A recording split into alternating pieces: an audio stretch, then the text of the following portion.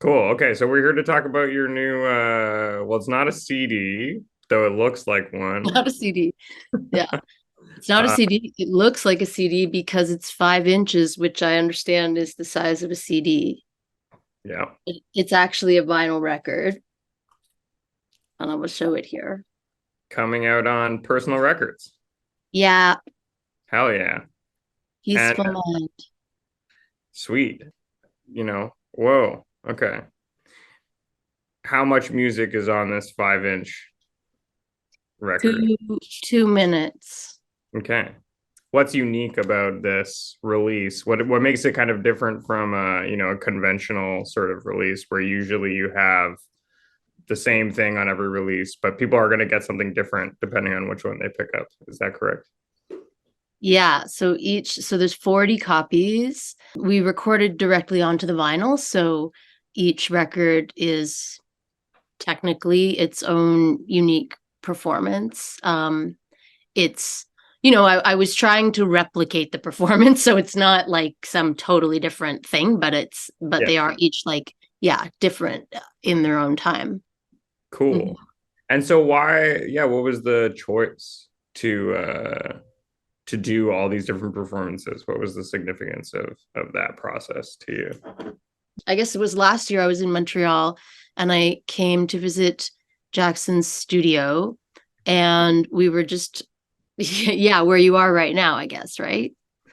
Um and Jackson, who runs the label, um, Personal Records, Yeah, yeah. and who also has a lathe, and so uh, cuts records. We were just kind of talking about what's possible because obviously, when you have your own lathe, you can do lots of custom and interesting things, and there's lots of cool and interesting possibilities there. Um, Mhm. but one of the things that he mentioned was that he could record directly onto the vinyl. That felt interesting to me because it immediately pinged something in my brain about um talisman making. Talismans are like, these like magical objects that are inscribed usually with writing or images, and so the etching of the vinyl just like was echoing that for me. So I was that's why I got interested in that. And I'm also I guess a student of astrology and astrologer. And Mhm. so that's where that connection is coming from. And that's like something that was already on my mind. I was already kind of interested in like the potential for astrologically electing times to record things. Right. Um, or like if you could look at the times when things were, if you could look at the chart of times when things were recorded, that would be really interesting. Um, and yeah, so all that stuff was kind of already on my mind, and so it just coincided with this thing that Jackson was able to do, and this kind of like yeah, this etching of vinyl that happens when you cut vinyl. And so you mentioned like in there like election, astrological elections. What is could you explain for the uninitiated what that means? Yeah, so electional astrology is a branch of astrology where the astrologer looks ahead in time Hmm. at the charts of the skies to try to find like an auspicious time to do something. And kind of maybe the most common thing that people do is elect times to get married. That's a thing that people will consult an astrologer for. And so yeah, as the astrologer, you're looking for a chart that is, I guess, like overall, an auspicious looking time, but you also want to find something that is appropriate for the activity that's happening or the intentions of what you're doing. Right. And was there like a specific kind of astrological significance for the time that you recorded this piece? And if there was, can you elaborate on what it was, like symbolically, I guess? Yeah. Well, so the concept of peaceful mind, as as it came to me, was actually from an astrological interpretation of an aspect that was happening between Mercury and Neptune, Okay. like a positive kind of flowing kind of aspect. There's lots of ways that Mercury Neptune could present in the world. But one possibility, especially when it's kind of flowing in a nice way, a harmonious way, would be peaceful mind. Mind would be kind of the mercurial, and peaceful and kind of like almost like dreamy or sort of dissolving, Mhm. um, would be the Neptune influence. So when I decided that I wanted the project to be peaceful mind, I knew that I was going to be looking for Mercury and Neptune to be in some kind of like nice aspect, Mhm. which they are. They're in the chart of our recording. They're in a sextile, which is like a cooperative kind of aspect. And then, there's quite a lot of kind of like technical stuff around electional astrology. Um, One thing is the location of the moon. Anything kind of material you want the moon to be, you want to look to the moon. And so the moon is in a nice position in the chart. And then also Venus, who would be in this case the signifier of like art and also singing. Right. Um, yeah, and like, beauty in general, or like beautiful music, and like, yeah, expression of beauty and aesthetics. Yeah. Um, Venus is also very prominent in the chart, exactly on the midheaven degree, which is like the kind of zenith of the sky at the moment. Wait, And when did you do the recording? Sorry to interject. yeah, we did the recording February 3rd. Yeah, so in the winter, in the dead of winter in Montreal, it was so cold. That was really cold that day. I really remember and retain the memory of how cold it was. But we were warm in the studio, but it was like really cold outside. Yeah.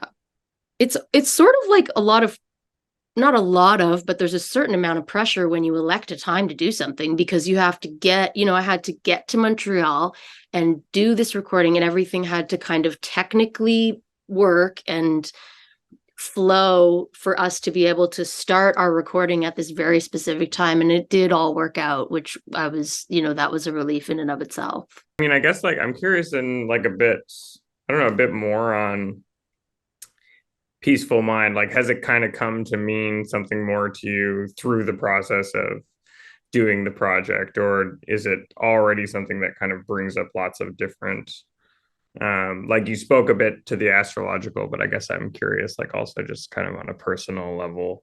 I was relating to what you're saying because I'm a very Mercury influenced person, Mhm. and um, and there are those kind of multiple sides. There's something like sort of more exacting, like Mercury also ruling things like communications and travel. So there's that sense of like precision, um, Mhm. or of like needing to plan things with some precision or some detail. Yeah. Um, and then the Neptunian, I feel like, has almost more of that sort of artsy side to it of like chance and being open to the cosmos, or being open to all kinds of conscious and unconscious influence. Totally, totally. Yeah. The openness, that idea of being open to the and like dissolving of boundaries between you and kind of the universe. That's very Neptune. That's very much the domain of Neptune. Peaceful mind. I mean, I've been thinking about it, and it was actually, I had actually incorporated it into the lyrics of another song that I wrote, that where there's like a whole bunch more being said. And Mm. then it was for a performance in Toronto that I just did this kind of peaceful mind mantra thing, this repetitive thing.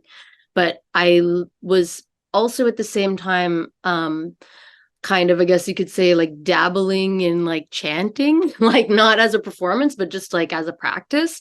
Yeah. And there's something that I was interested in about, um, I got interested in mantra, and like, um, and what it does for the mind, I guess, this kind of labor of mantra, and the Mhm. way that our minds are kind of always laboring and always at work. And what happens when with mantra and with chanting is that you put all your attention onto this one very particular labor of this one very particular thought or image, and it allows you to like actually put everything else that your mind is normally doing aside and place this mantra at the center.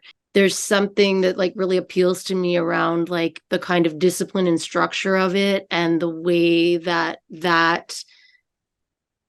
kind of what it takes for you to do that. It's like you're cultivating strength so that you can hold space internally for change to happen.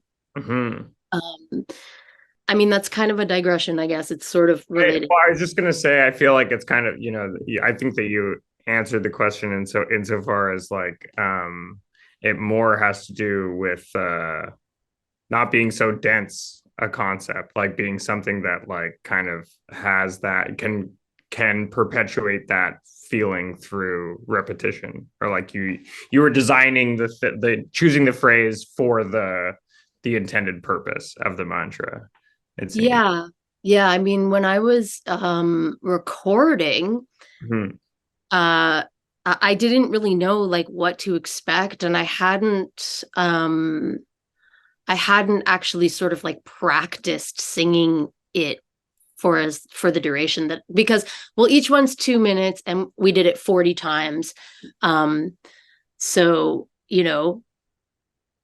that's how long we were recording, but there was also breaks in between each record, for like a reset, a technical reset or whatever. So but it was an interesting experience for me to just kind of like repetitively do this thing. Like, it was interesting what was happening in my mind. Actually, what happened was I started to picture every person that I know. And I was just started thinking about people, like not really thinking about them, but just like kind of conjuring them. Like that just happened in my mind. Mhm. Um, and then I was even conjuring people I don't know, like people I know from, like people in your neighborhood that you know, but you don't actually know, or stuff like that. Like I just started to think about people and like humans and minds, and like, because I can't think of anyone that I know that couldn't use a peaceful mind, like I think that our minds are quite we're like living in troubled times, and Yeah. I mean, this week is like a good specific case in point. yeah, yeah, Yeah. like it's a kind of it's a moment that feels like it's and yeah, there's a lot of intensity right now, and talking about peace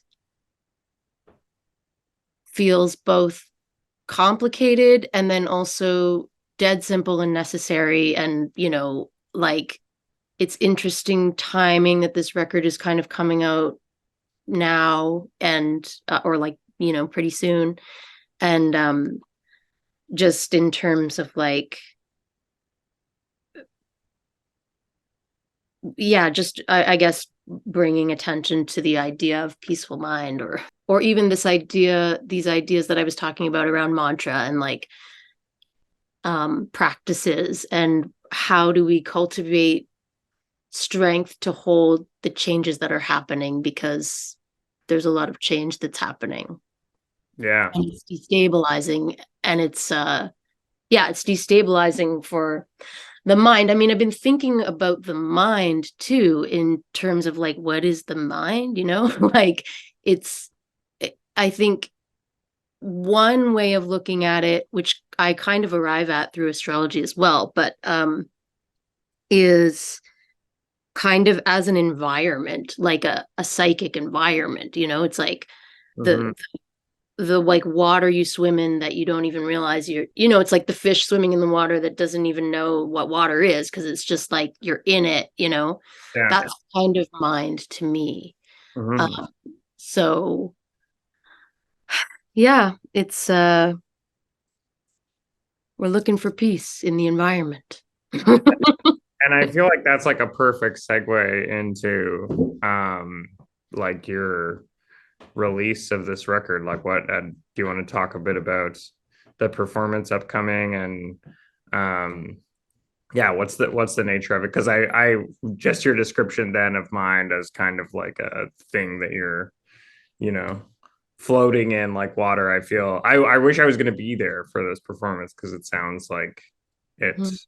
could have that kind of powerful connective sort of quality. Yeah, so the performance is November 5th at the Transac in Toronto. In the afternoons, like a Sunday matinee style. Me and three other singers will sing Peaceful Mind for 40 minutes. It's a singing meditation, pretty much. And we've been working on it together. It's me and Isla Craig and Robin Dan and Felicity Williams. We're sort of working on, we're discovering how it will go because on the record it's just me and there's some kind of like there's like a backing track um that has more voices but it's all my voice and it's yeah, so it's a very different it's a very different thing and it's only 2 minutes on the record, whereas this performance will be a 40-minute, like a more of a durational, more of an actual kind of opportunity to get into what we might think of as meditation. Mm, Whereas the record itself, it's almost more of a conceptual object than like a record you're going to sit and listen to over and over again because it's only 2 minutes. Like I'm very curious what people's kind of response will be to the actual sound on the record and the music, but it's, I don't want to say that it's like not about the music, but it's also not just a regular record, but like a magical object that is meant to kind of contain the quality of time um, at which it was made. mm, And so it's like a talisman, and the material is vinyl, but the material's also the sound, you know, like the material's also the music. So it's like the music is the medium, is almost this medium for this kind of astrological magic. yeah. um Well, yeah. I mean, it's also interesting. I'll try to not go into like a huge existential reflection, but it could happen. it can happen. I know how it can happen. Yeah. I just I feel like I trip out on this in general about the experience of listening to a record.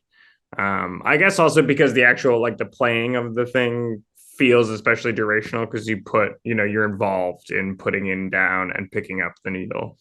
Mhm. Um, but I definitely felt like listening to the track that like, you know, kind of that the space of doing that recording. Even I mean, I think that also the recording process makes it unique. Like your however you might have planned to go about it. I've been here for some other live to disc recordings that we've done, and that kind of pause time so that the new vinyl can be set up to go.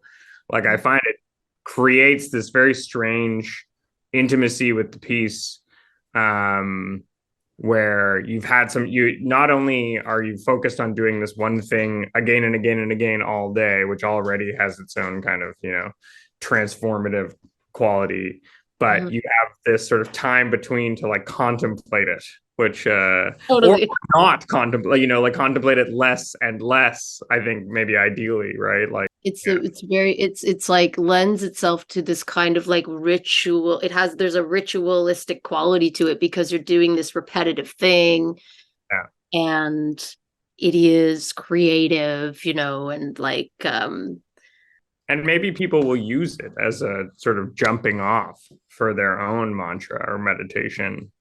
well, that's kind of very much the idea. Like it's like, will this give you peaceful mind?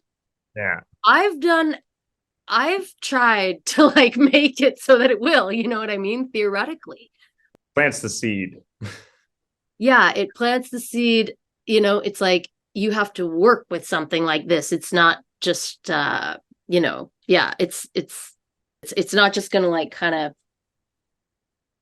give it to you, but it's like, as far as getting into astrology and like trying to choose a good time to do this thing, and with with all the good intentions around it and the kind of ritualizing of it and stuff like that, like I also was like, well, the offering is peaceful mind, so I'm doing this kind of like singing, so I don't think that there would be any way that it would like harm anyone or anything like that. Like it's kind of like, if you're going to experiment with like kind of this magical stuff and you're going to offer it to people, you kind of want,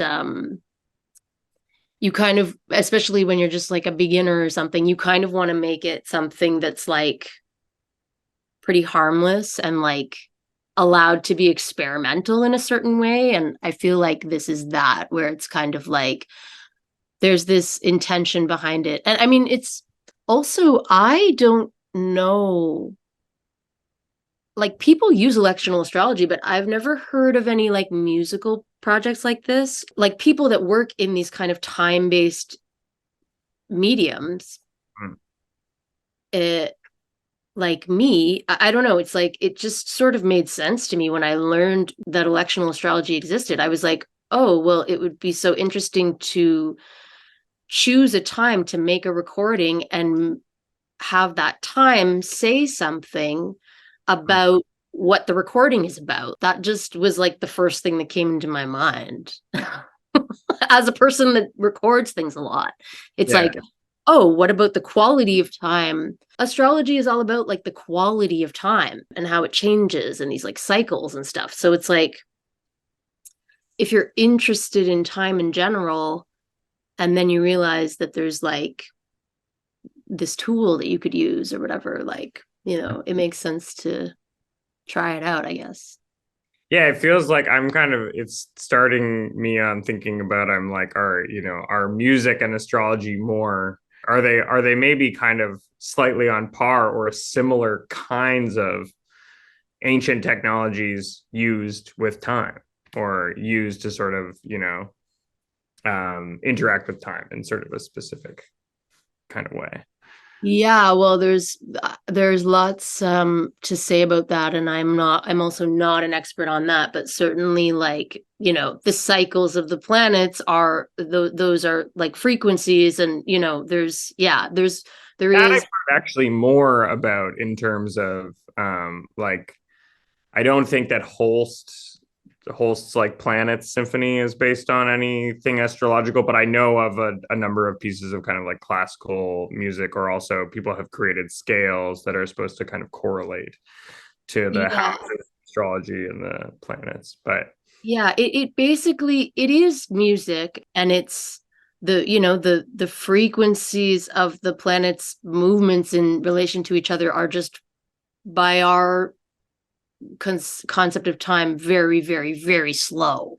So it's kind of like, we're kind of we're craving like a little bit of a faster like BPM or whatever.